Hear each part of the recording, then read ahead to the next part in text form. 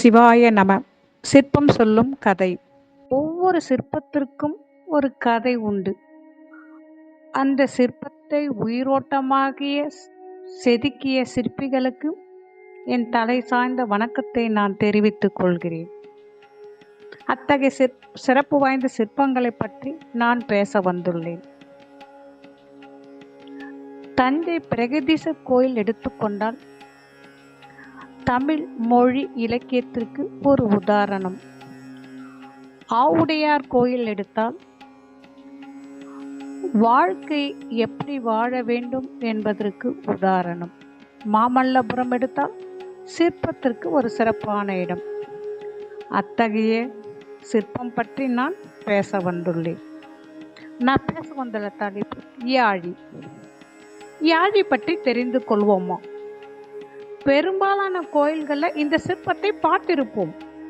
ஆனால் பார்த்துவிட்டு இந்த சிற்பம் ஒரு கடவுளின் வாகனமோ இல்லை ஒரு தெய்வம்சம் பெற்ற மிருகமோ என்று நினைத்திருப்போமே தவிர இந்த சிற்பத்தை பற்றி யாரும் ஆராய மாட்டோம்.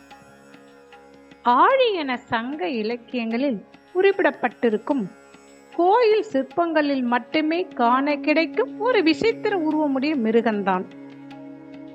உண்மை என்னவென்றால் இந்த மிருகத்தின் பெயர் யாழி.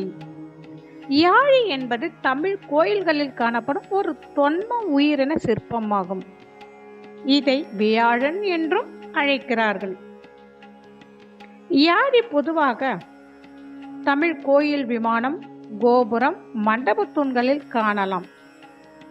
தென்னிந்திய சிற்பங்களில் பரவலாக காணப்படும் யாழி இந்த தொன்மை கதைகளில் வரும் சிங்கம் போன்ற ஒரு உயிரினமாகும். சிங்கத்தின் கால்கள், குதிரையின் உடல், யானை துதிக்கை, கூரிய பற்கள், பாரிய தோற்றம், வலிமையின் அடையாளமாக விளங்கும் 3 மிருகங்களின் சேர்க்கையே யாழி. யாழி சிங்கத்தையும் யானையை விட மிக வலிமையானது என நம்பப்படுகிறது. பொதுவாக யாழி யானையை தாக்குவது போன்று உள்ளது சிற்பங்களில் காணலாம். யாழி பல்வேறு வடிவங்களில் காணப்படுகின்றன. சிம்ம யாழி ஒரு சிங்கத்தை பின்னங்கால்களால் மிதித்தவாறு முன்னங்கால்களை உயர்த்தி பாயும் விதத்தில் நிற்கும். கஜ யாழி யானையின் முகத்தையும் சிங்கத்தின் உடல் அமைப்பையும் கொண்ட வடிவம். சிங்க யாழி சிங்கம் போன்று கூரிய பற்களும் நகங்களும் பிடரியும் உள்ள அமைப்பே சிங்க யாழி. மகராளி ஆடுகளை போன்று கொம்பும் சிறிய வால் கொண்ட வடிவம். இறைவனின் பாதுகாப்பு வாகனமாகவும் யாழி இருக்கிறது.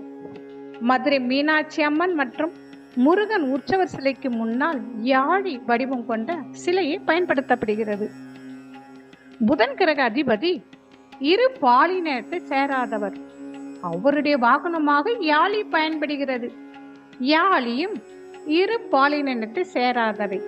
ஆண்களின் கம்பீரத்துக்கு சிங்கம் உடலும் பெண்களின் கர்வத்தை குறிக்கும் வகையில் யானையின் தலையுடன் பொருத்தப்பட்டிருக்கும்.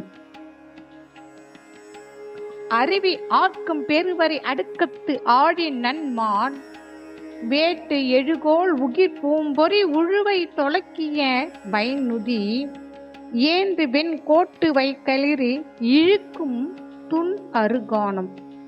நற்றினை 205. புலியால் தாக்கப்பட்டு இறந்து கிடக்கும் யானையின் உடலை யாழி தன்னுடைய நகங்களால் பற்றி இழுத்து செல்லும் என யாழியின் ஆற்றலை குறித்த ஒரு குறிப்பு இது.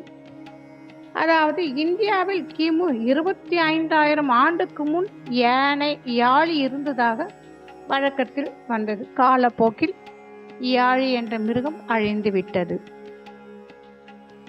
அவ்வளவு சிறப்பு வாய்ந்த யாழி சிற்பத்தை நாம் வணங்குவோம். சிவாய நம. திருச்சிற்றம்பலம்.